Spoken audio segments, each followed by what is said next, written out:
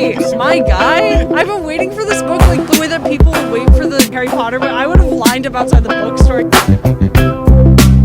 The Feast of Love by Charles Baxter. It was really good. It was weird. It took me like half the book to get into it. I found it appealing because it's a bunch of love stories. It's a bunch of individuals and how love plays out in their lives. And that's basically all I want to hear about when I talk to people and when I read books is just relationships. It turns out it's not as straightforward as that. It's not just, delectable little stories of romance and heartbreak. There actually is some substance to it, which was kind of disappointing to me because I wanted something really light. But I do feel like I learned and grew. There are some books I've read recently where it's a friend and I'm so excited about it and I start it and then I'm like, oh, I don't know how to talk to them from now on. I've actually set down a lot of books recently, but I'm trying to think of one that won't ruin my career to talk about. I read the short story collection by Roxanna Robinson, who's this great author. I've read a few of her novels, was blown away by them, and I wanted to find some stuff that was out of print because I write this column on out of print books, and so I found an old short story collection of hers, and it was just not up to the standard of her novels, but it was actually good news because it's much older than the books I read. So it's like 30 years old. So I think that's really good to see someone's trajectory. It's kind of inspiring to think she wrote the short story collection that I think is a little bit uneven and unconvincing, and then later on her novels are extremely strong and tight. Much better than loving a novel, then the next novel comes out and you don't know what happened. Yeah. It had too much brutality in it. I really don't like when short stories just try to hit you at the end with, and then everybody died. Someone was raped, someone was killed, and it's like, okay, can you just move me in more subtle ways? Can you affect me with the dialogue? And also she kind of hits you over the head with, and this is the meaning of the story. This symbol that came up in paragraph 2 is now going to come back in the last paragraph. It's really going to hit you now. I don't like that. Just trust me as the reader to figure it out. At the risk of sounding really pretentious, I love Proust, and I feel like it's not necessarily the easiest or most fun reading experience for everyone or on every page, but I feel like it contains pretty much every sentiment that's said in every other novel throughout history. I know they're really long, but if you just read those books, you don't really ever need to read a book again. He catalogs every single human emotion, every subtle feeling that you can't name is in those books, every type of relationship, every feeling you can have about the future, or the past, or yourself, or your family, your friends, or your lovers is just in these books. Proust is my go-to if I just want to remind myself that literature is good and powerful and that I will never amount to anything, then I go back to Proust. But I really love Ben Lerner as a modern day novelist. I feel like I'm not supposed to say that for some reason. Not that he was canceled, but I feel maybe it says something bad about me as a writer or person. I don't know, but I think he's really great. He was the person that got me excited to become a writer because I realized that you could just write things that you are interested in instead of doing the conventional short story motive. You have to describe the sky and the buildings and everything. If you are not interested in the sky or the buildings, I don't really want to read your description of it. Like, just tell me what's going on, tell me what your story is. So that felt very liberating for me to read those books. And I read his most recent book, which is about to come out, and it is so good. And I was recommended it by a friend who's a bookseller because it is about technology, really. It's about how digital technology has changed the way that we relate to ourselves and to the world and to each other. Okay. And so in the beginning of the book, the protagonist loses his smartphone, and it takes you through that psychological journey of him losing his smartphone. And as someone who has lived without a smartphone for a long time, like, I went through those early phases, like months of that feeling of, oh my God, I lost my phone, I can't do anything. And I think it's just something that needs to be recorded, like this kind of juncture where people can still remember not having it, but now like we're really used to it. And so for someone to catalog that, I think is so important. I was like, wait, my guy? I've been waiting for this book like the way that people wait for the Game of Thrones books to come out. Like, I'm just like waiting for the Harry Potter book. I would have lined up outside the bookstore, I was so excited. And then it came out and it's about tech. I love D.H. Lawrence. You've got so much D.H. Lawrence on here.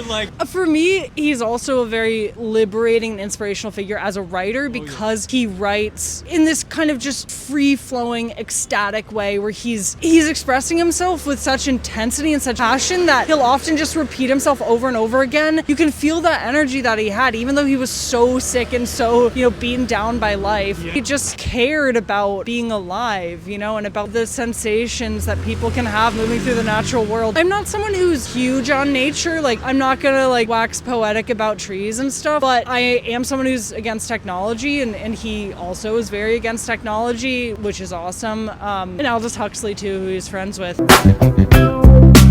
I guess like a classic answer is A Little Life. Anything that is that overwrought in the prose, I don't even care about the tragedies. So much just pathetic fallacy of like the crows and the darkened sky. And it's like, okay, I get it. He's having a bad day, you know? I do have some books that make me so angry, like that make me feel just disconnected from the world. And sometimes I'll go online and try to find reviews and be like, other people know this is bad, right? But then they don't. Everyone says they love it and it's so moving and they're amazed by it. I don't do dark, cynical books. I don't do books that have a negative attitude towards life. I read My Year Rest and Relaxation. I get it. I think it's an enjoyable book. But I just take issue with the idea that it's cool and enviable to be apathetic towards the world. I just think we should all care a lot and feel things really deeply. So I don't love that strain of literature. My experience is, one, it's only men that ever recommend it to me. And I felt that the way he talked about women in the book was crazy. And I love old literature. Like, people say D.H. Lawrence is sexist. He's not sexist at all. He understands women more than any writer, male or female. Like, I feel so exposed when I read his writing. I'm just like, oh my God, he gets me. And I don't know if I want him inside my brain like that. I feel like Knausgaard talks about young women, like his experience having crushes on girls in middle school and high school, so disturbingly. He'll be like, feels to me like some old man at a bar being like, let me tell you about hooking up with someone when I was 14. I was in a band. I need you to know. It's just, and everyone's like, oh, he's self-aware. And I'm like, are you deciding that he's self-aware, or is he showing that he's self-aware? You know, are you saying there's no way he could not realize how obnoxious this is? Like, because I feel like he's not realizing it. And it's so self-indulgent. He's like, when we were kids, we used to eat this spread on our toast. Oh no, was it this spread that we had on our toast? I don't remember. Maybe it was this spread. I'm like, I can't read this. I have a lot to do. This is not worth my time. Yeah, I write this column on out-of-print books. I read a few books by this woman called Shaun Hughes. She's a Welsh writer who never really attained great fame, but she was re-released by this British press called Persephone Books. I don't know if you know them, but they re-release women writers who went out of print in the past. And their argument is that women were more likely to go out of print, I think, you know, and that is true. Like, I read a novel that was re-released by Persephone, and then I thought I'll just get one of her short story books from eBay that's been out of print for decades and decades. You know, I think it had one printing on like a small independent Welsh publisher, and the first story in that book, I'm like getting chills just thinking about it. I feel like I need to scan it and put it on the internet, as silly as that sounds, but I was just blown away. Like, it hit me so hard. This has never happened to me, that like, just, it was like a 6-page long story, like pretty simple, straightforward, nothing crazy happens. It's just like two women talking, and the last page, it was like my jaw dropped. I put the book down and I started crying. Oh, wow. I like just started sobbing. And then no tragedy even happens. It's just, I just couldn't even believe it. And I was like, that's just crazy to me that there are books like that sitting out there that have gone out of print that can move you in that way. That can be that powerful. It's just mind.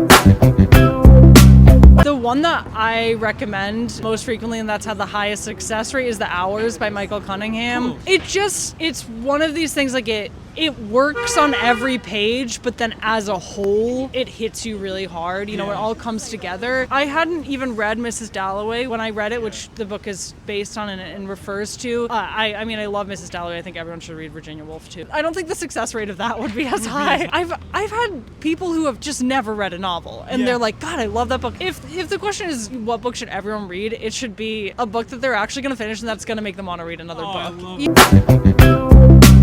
My favorite feeling that a book gives me is that I'm not alone in the world. I dated this guy a few years ago who kept grilling me on why I was a writer. You know, like, why do you need to put your work out there? Why do you need people to read your work? Like, isn't there enough literature? You know, that kind of argument that I think people make towards writers, but especially women writers, just like, why are you so narcissistic that you need to write about yourself and put stuff out there? And I said to him, if one person reads that and says, oh, I thought I was the only person who felt that way or experienced that, then my work is done. Like, I've improved the world, because those are things that have kept me alive. You know, those moments of like, I thought that was just me. And it's so comforting to hear like, oh, other people feel that way and they've dealt with it. That's how Proust was for me. That's why it was so funny when I read Proust and I started talking about it to people, and people were like, yeah, he's a great writer, but you know, the protagonist is so annoying. And I was like, oh, I really saw myself in the protagonist. You know, I really related to him, because he's like, oh, I love this person. Oh, wait, actually she wants to hang out with me. I don't think I love her anymore. Actually, I'm obsessed with her. Like, actually, she's annoying me. I hate her. Like, this back and forth stuff. And And then tons of little things like that it's like, oh, I thought that was just something that happened in my weird little brain when I go about my life, but someone else experiences that too. And I had a very isolating childhood. Socially, I wasn't a big reader either. And then when I started reading, even though I still didn't have friends when I was in my 20s, I was like, oh, okay, so these things that I felt made me an alien, made it so I would never fit in with the world, are actually experienced by other people. And so maybe I could go and find those people. And that's what I've done. And so that's what making friends has been like as I get older, is just finding people who are like books, who reflect my experience and make me feel less alone and less weird. And I mean, you're hanging out with the wrong person when you start to feel really weird and like there's something wrong with you. And so the right book will make you feel like you're good. You don't need to change a thing. You're fine. I can't